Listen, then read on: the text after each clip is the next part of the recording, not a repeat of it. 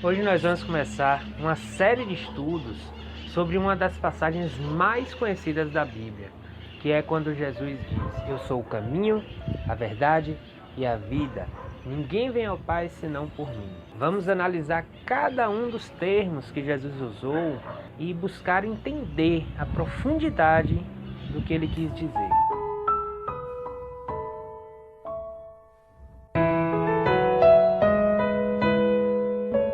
E não se esqueça de deixar seu like, de assinar o canal, de ativar o sininho para receber as notificações e de compartilhar com seus amigos. Segue a gente também lá no Instagram, é o Coração em Chamas org. Lá em João 14, do versículo 1 ao 6, a Bíblia diz: "Não se turbe o vosso coração, credes em Deus, crede também em mim. Na casa de meu Pai há muitas moradas. Se assim não fora, eu vou-lhe teria dito, pois vou preparar-vos o lugar. E quando eu for e vos preparar lugar, voltarei e vos receberei para mim mesmo, para que onde eu estou, estejais vós também. E vós sabeis o caminho para onde eu vou." Disse-lhe Tomé: "Senhor, não sabemos para onde vais. Como saber o caminho?" Respondeu-lhe Jesus: "Eu sou o caminho e a verdade e a vida. Ninguém vem ao Pai senão por mim." De antemão eu quero lhe falar que essa série vai ser uma série de estudos muito legal. Por isso eu quero pedir desde agora que você deixe o seu like, você possa se inscrever no canal através de um botão vermelho que tem aqui embaixo, escrito inscreva-se. Você possa compartilhar com seus amigos no Facebook, no WhatsApp, porque isso nos ajuda demais. É importante contextualizar que quando Jesus ele falou essa frase, ele estava exatamente na Páscoa e no momento que antecedia a sua crucificação. E ele havia falado para os discípulos que estava chegando a hora dele partir. E por isso que os discípulos ficaram tristes.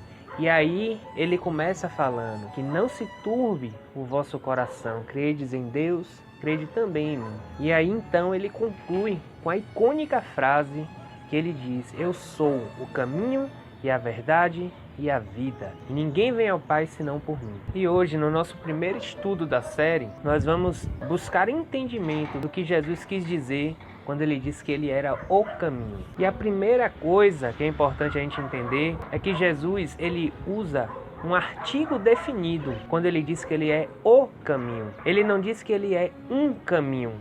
O artigo é um artigo indefinido, porém o artigo o é o artigo definido. E quando você vai estudar no português, você descobre que tanto o, quanto a, quanto os, quanto as, eles são artigos que determinam com precisão o substantivo. Então Jesus ele não é um caminho, Jesus ele é o caminho. E assim como ele é o caminho, ele também se revelou de diversas outras formas, como por exemplo, em Mateus 1:21, a gente descobre que eu sou o teu Salvador. João 6:35, ele fala: "Eu sou o pão da vida." João 8:12, ele fala: "Eu sou a luz do mundo." João 10:9, ele diz: "Eu sou a porta." João 10, versículos 11 e 14, ele fala: "Eu sou o bom pastor." João 14:6, como nós lemos: "Eu sou o caminho, a verdade e a vida." João 11:25, ele diz: "Eu sou a ressurreição." João 15:1, ele fala: "Eu sou a videira verdadeira." E João 8:58, ele diz: "Antes que Abraão existisse, eu sou." Então creia, Jesus é e Jesus pode todas as coisas.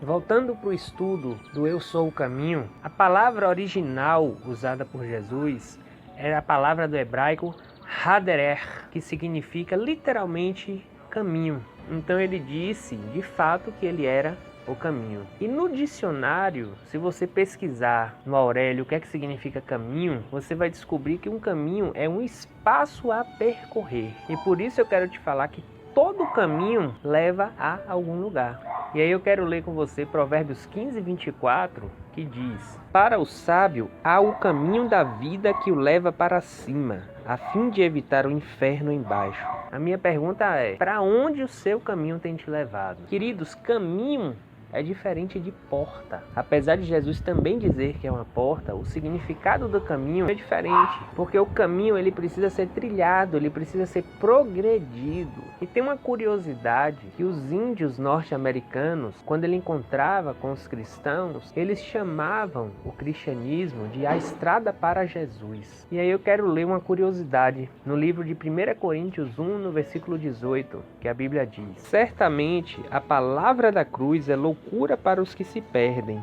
mas para nós que somos salvos, poder de Deus. No original grego, essa palavra que foi traduzida aqui no caso do português, para nós que somos salvos, na verdade ela tem um entendimento um pouco diferente. Se fosse uma tradução literal, seria mais ou menos nós que estamos sendo salvos. Porém, na tradução para o português, para facilitar, se traduziu nós que somos salvos. Na versão King James, que é a versão americana, a última versão já veio uma tradução dessa passagem como nós que estamos sendo salvos. E isso porque nós temos um entendimento que há um caminho a percorrer para a salvação. Que quando você entrega a vida a Jesus, ali é o início de uma caminhada. E aí você vê que, curiosamente, as pessoas normalmente, quando elas deixam de ir para a igreja, deixam de congregar, afastam da fé, a gente tem a tendência de dizer que a pessoa está desviada, ou seja, é como se ela estivesse literalmente saindo do caminho, desviou de um caminho que ela estava seguindo. E se você é uma dessas pessoas, eu quero te falar, você precisa voltar aos braços do Senhor.